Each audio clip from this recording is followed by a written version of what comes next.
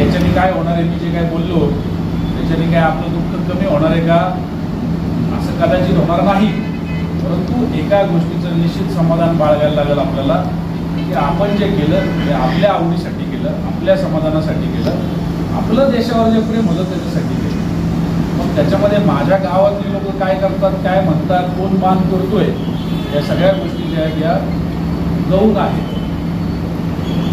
प्रेमापुढं प्रेमात आणि युद्धात आणि त्याच्या पुढं सगळं दुय्यम आहे. युद्ध केलं आणि प्रेम केलं, त्याच्यामुळे आता त्याही गोष्टी ज्या आहेत त्या काही संपलेल्या नाही, ते युद्ध चालू आहे आणि ते प्रेम जे आहे ते प्रेम पण तितकंच टिकून राहिलं पाहिजे, एवढी आपल्याला काळजी घ्यायला लागते. आता ही माझी जी मीटिंग आहे ना, ही गेल्या 6.5 वर्षातल्या 4.5 वर्षांमधली मीटिंग आहे. म्हणजे आधीच्या 2 जिल्ह्यांमध्ये पण मला या समितीच्या मीटिंग घ्यायला लागायच्या आणि त्यावेळी मी अक्षरशः ढसा रडणारे सुद्धा माझी सैनिक का बघायचो, कारण त्यांना असं वाटायचं ज्या लोकांसाठी मी बॉर्डरवरती जाऊन तिकडं गोळ्या झेलत होतो ते असे विक्षिप्त आहेत. म्हणजे कोण लोक, सगळ्या देशातले लोक नाही, माझ्याच गावातले लोक, माझ्याच बांधाच्या शेजारी बांध असणारे लोक, शेत असणारे लोक. त्याच्यामुळे ती गोष्ट जी ना त्याच्याने तुम्हाला फरक पडू देऊ नका. योद्ध्यासारखं जगलात, योद्ध्यासारखंच जगा. दरवर्षी निर्णय घेऊन त्रास पत्करलेला आहे, स्वीकारलेला आहे. मग त्याचा आजीवन वाईट वाटून नाही घ्यायचं, स्ट्रगल करत. सातारा जिल्ह्याच्या सर्व सैनिक संघटना, माजी सैनिक संघटना या चांगल्यापैकी ॲक्टिव्ह आहेत. एकमेका सहाय्य आणि अवघे या पार्श्वभूमीवरती सगळेजण चांगलं काम करत आहेत आणि समितीचा अध्यक्ष म्हणून त्यांच्या सगळ्यांच्या अडचणी जाणून घेण्याचं काम म्हणजे मी आत्ताच नाही तर माझ्या गेल्या 2 पोस्टिंग्समध्ये सुद्धा पार पाडलेलं आहे. आणि म्हणूनच या अडचणी ज्या आहेत या अडचणी समजून घेऊन जास्तीत जास्त अडचणी कशा मार्गी लावता येतील, त्या अडचणीतून कसं तोडगा काढता येईल याच्यासाठी आज आपली पहिली मीटिंग या ठिकाणी पार पडली आहे. काही प्रश्न जे होते ते मीटिंगपूर्वीच आपण सोडवू शकलो आणि त्याला कारणीभूत खरं तर सगळे सामंजस्याने वागणारे साताऱ्यातले माजी सैनिक, एकोप्याने वागणारे साताऱ्यातले माजी सैनिक आणि त्याचबरोबर त्यांना आधार देणारे साताऱ्यातले नागरिक यांच्या सगळ्यामुळं ते शक्य होत असतं. आमच्या पोलिसांना सुद्धा मी त्याच पद्धतीच्या सूचना दिलेल्या आहेत. इथं एक प्रश्न जसा मांडण्यात आला की गुन्हा दाखल होत असताना खातरजमा गेली पाहिजे की खरंच काय प्रकार आहे, ज्यांच्यावरती आरोप केला जातो आहे त्यांच्याकडून पण खात्री केली पाहिजे की बाबा हे आरोप जे आहेत किती तथ्य आहे, किती याच्यामध्ये सत्य आहे. तर अशा प्रकारच्या ज्या गोष्टी आहेत या फक्त आज जरी माजी सैनिकांच्या या मीटिंगमध्ये उपस्थित केलेल्या असतील तरी पण सामान्य नागरिकांना सुद्धा या सगळ्या ज्या गोष्टी आहेत त्या लागू झाल्या पाहिजे.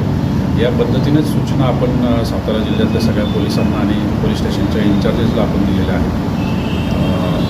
हा एक छोटासा घटक साताऱ्यातल्या नागरिकांमधला, साताऱ्यातल्या माजी सैनिकांचा आहे आणि त्यांचे जे प्रश्न आहेत हे कुठंतरी साताऱ्यातल्या सामान्य नागरिकांच्या प्रश्नांचं प्रतिनिधित्व करतात. आणि म्हणून ह्या प्रश्नांचा सुद्धा जेव्हा आपण आढावा घेत असतो तेव्हा तुमच्याही सगळ्यांच्या इतरांच्या सुद्धा ज्या अडचणी आहेत त्याचा कुठंतरी लेखाजोखा, कुठंतरी अंदाज आम्हाला येत असतो आणि म्हणूनच हे प्रश्न आमच्यासाठी महत्त्वाचे आहेत. आम्ही आमच्या परीने प्रश्न सर्व मार्गी लावायचा प्रयत्न तर करतच आहोत, परंतु ह्या प्रश्नांमध्ये निश्चित इतरही विभागांना आम्हाला समाविष्ट करून घ्यायला लागणार आहे. बरेचसे प्रश्न असे आहेत याच्यामध्ये बांधाचे वाद असतील, घराच्या ताब्याचा विषय असेल की ज्याच्यामध्ये प्रशासनातले इतर घटक जे आहेत यांना आम्हाला सोबत घ्यायला लागणार आहे.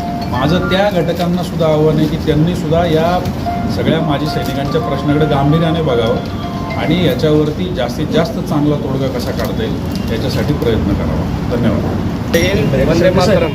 आज जिल्हा सैनिक कल्याण कार्यालय येथे जिल्ह्याच्या संरक्षण समितीची बैठक या जिल्ह्याचे जिल्हा पोलीस प्रमुख आदरणीय पिंगळे साहेब यांच्या अध्यक्षतेखाली पार पडली. यामध्ये जिल्ह्यातल्या सर्व तालुक्यातल्या ज्या ज्या समस्या होत्या, आर्थिक फसवणूक असेल, जमिनीच्या शेतीबाबत असेल, सर्व तोडगा काढण्याचं काम आज जिल्हा पोलीस प्रमुखाने केलेलं आहे. या बैठकीसाठी जिल्हा सैनिक कल्याण कार्यालयाचे सहाय्यक जिल्हा सैनिक कल्याण अधिकारी बर्गे साहेब, तसेच लावण साहेब, निंबाळकर साहेब, तसेच सेलार साहेब, प्रवीण शिंदे साहेब, पवारसाहेब आणि सर्व सातारा जिल्ह्यातील सैनिक परिवार, माजी सैनिक आणि त्यांचे कुटुंबीय आज उपस्थित होते.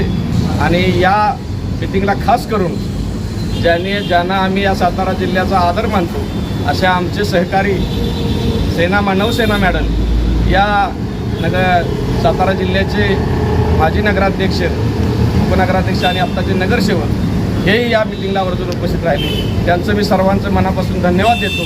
थांबतो. जय हिंद, जय महाराष्ट्र.